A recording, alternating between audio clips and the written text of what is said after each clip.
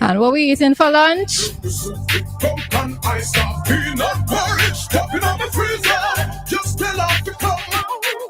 Exercise on a train like soldiers, 20 miles like man a big truck stop. Up the waist like big bodybuilder. Till love it. I miss a girl off the street and I run up she mouth. I tell her she bad too, she crush up a scout. I go like she rule and I take my big food. You know when me know girl live better you cool. I friends them until I see my test up that boy. Cause who feels and knows it, not take him fit tight. Cause late in the night when you're begging to stop, that's when his woman just ready to stop. Dr. Fish dumpling and banana, turkey soup with pumpkin ice, peanut porridge, cooking up a freezer. Just tell her to come. No exercise, man, I train like soldiers with 50 miles, body fit like truck stop. Up the waist like big bodybuilder. Tell her it. WEFM, the clean, fresh sound. WhatsApp us or call us at 457-9997. Activated Mornings on WEFM 99.9 is on now. And before answer chicken back pillow.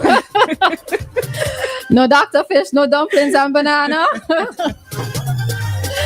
All right, so the time at SVG, it is 9:27, and we are in our Talk to Us segment for today. All right, this is where you get even more interactive with us by calling the number 457-9997. All right, this is your segment as listeners for you to pose a topic, pose a question to us, to get our feedback and our opinion on maybe something that we discussed previously, or even to talk about something brand new. All right, so I see we have a call. So good morning, Mr. Mason.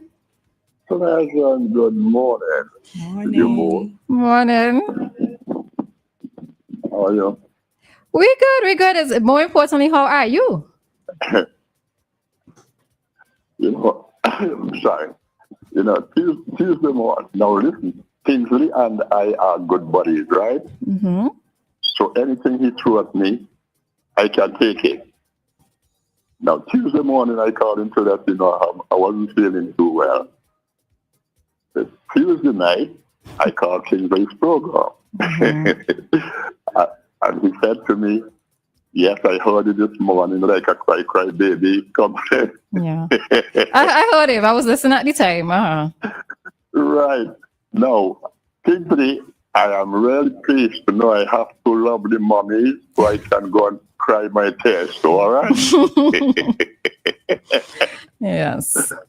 Now, two things this morning that we discussed. I think men are not smart. We are not smart at all. We are not. There are things I've done in my life I thought to myself, you wasn't smart at all. Right? That's number one. Number two, as far as mental illness is concerned, when I was in England, I was a very good friend of a husband and wife. Very good friend. And one morning, his wife found me at work and she was crying. I asked her what happened and she had some problem. And she explained to me that there was no one she'd think about to speak to except me. And I felt real honored. And she and I, we sat for about an hour, and we spoke, and I felt good. And when she left, she was quite, I wouldn't say happy, but she was okay, So now I've got a lot to talk. I want to get away from politics. and I will leave that out this morning, but definitely before this time comes, I shall say a few things about politics. Especially me personally. I love election.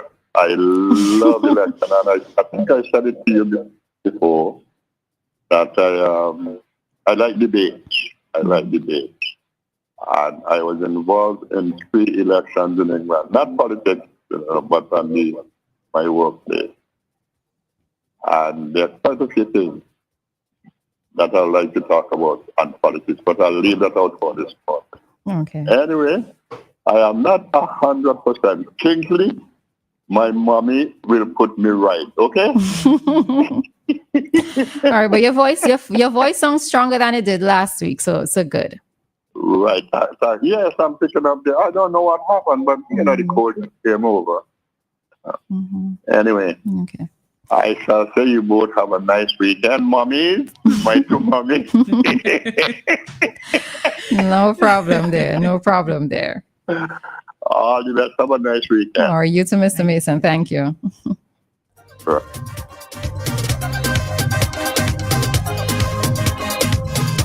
All right, so phone lines are open. The number to call is 457-9997. This is your time to be interactive with us. And we have another caller.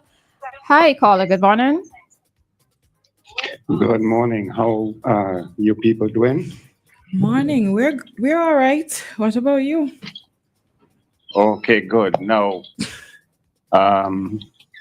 persons in the diaspora who are coming home, who are flying home, they're flying home with a bit of dignity because they can come straight. And even though British Airways flyers, there's still people going through Barbados. Okay, last week you heard that Inter-Caribbean had some delays, didn't you? Did I? I'm not sure. At least I didn't commit it to long-term memory. They So always have delays. With Inter-Caribbean. All right. Well, when Inter-Caribbean started, okay, was to try to fill that void. Now, the reason that you're getting a lot of delays with Inter-Caribbean, which anyone calling this radio station right now will tell you of a delay, or they'll explain their delay, is that the maintenance base is more than 1,000 miles away. So sometimes when the aircraft need maintenance or the maintenance schedule is up, then the aircraft gets pulled and the network gets messed up. Now, when they started here, they did not start with Liat's copied network because they're still having problems getting a license to land in Trinidad. That's what Trinidad does. Trinidad is the gangsters of aviation in the Southern Caribbean. They will take 2 years to make you get a license and try to fulfill the routes that you applied for with their own thing before carrying on. So that is what is part of the delay. Secondly, most flights are training flights. The first officer on these flights are contracted from airlines in Asia, and they go to United States and Canada, trained to be pilots, but then they have to do some turbine time. So you have an experienced captain and you have a training pilot. Further to that, the aircrafts are 25 to 30 years old. That will require more maintenance. When Liat went out of business, the aircraft were 5 years old. Right now, Liat's jets is 25 years old. Second hand. Yeah, good airplane, safe. However, maintenance cost is going to be high.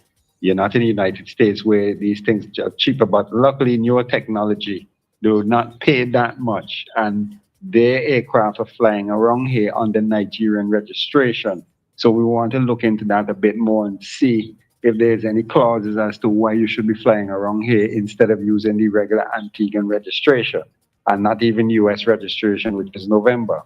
So our system is clogged. We have problems with our intra-regional travel.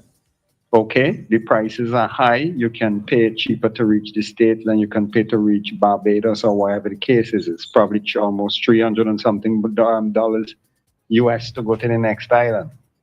So guys, when you hear these delays, you have to realize the system is bottleneck and they're trying to catch their feet Trinidad is not allowing them any license. Let me explain to you in case you Okay. didn't know, your parents would know. Yeah.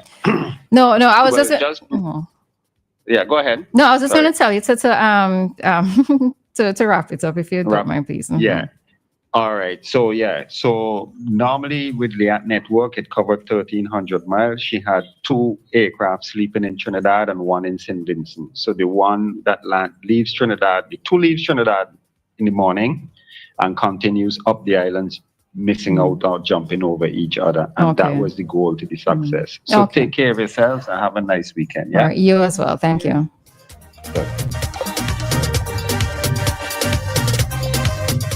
All right, so the phone lines are open, 457-9997 for you to, ask or discuss anything of your choice. I know last week Dave brought a very random topic concerning washing machines, which was actually a good conversation.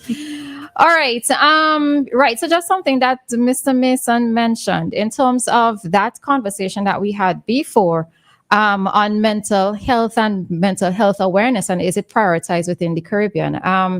He did say something about, him feeling honored when a friend of his was going through something and she reached out to speak with him, right? And sometimes I wonder if persons, when they reach out to individuals, if the person who they're reaching out to feels honored or if they feels burdened. Right? I know that there are times when but I would never say to anybody, never, right? But you know that there are times when, okay, I will finish my thoughts after I write it down and finish my thoughts. Dave, morning. Morning, Dave. Hello. It's us. Dave Roberts. Yeah, good morning again. You called me name there. Did you hear what President Donald Trump said when overnight? That you women who are pregnant must stop. When you say, stop taking paracetamol, did that make any impact on you? Not paracetamol, Tylenol. Not paracetamol, it's Tylenol. What? Tylenol. I'm hearing you. Then how are we going to have this conversation, Dave? Hello? Dave Roberts? Dave? How come I'm hearing you so low?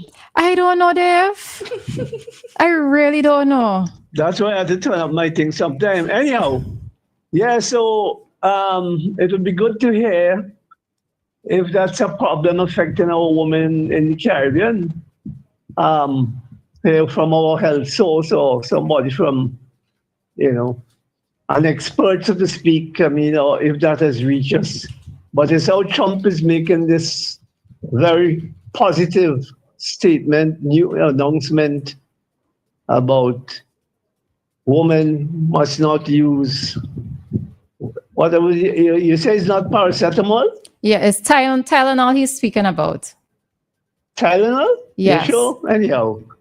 I just thought I'll mention that. Okay. And where our politics is concerned, this is September coming to the end. So all indicators are that the general elections will be announced for sometime in November. All right. And I can't wait. I hope it is really, we can't take it into Christmas. Can't take it into Christmas at all. So I just wanted us to show that out there and how you guys feel about elections being called in November. I think I heard somebody said Guy Fawkes night, 5th of November. Them tell me no, don't be Lego. So I think they want us to block Parliament or what? Because that the story behind that is somebody tried to block Parliament. Dave, let me know the story. Talking to myself anyhow. Let me know. You heard me. Let's not go down that road about the that last part that you said. I don't want to repeat it. I'm not going down the road with you. All right, take care. Have a good day. You too, Dave.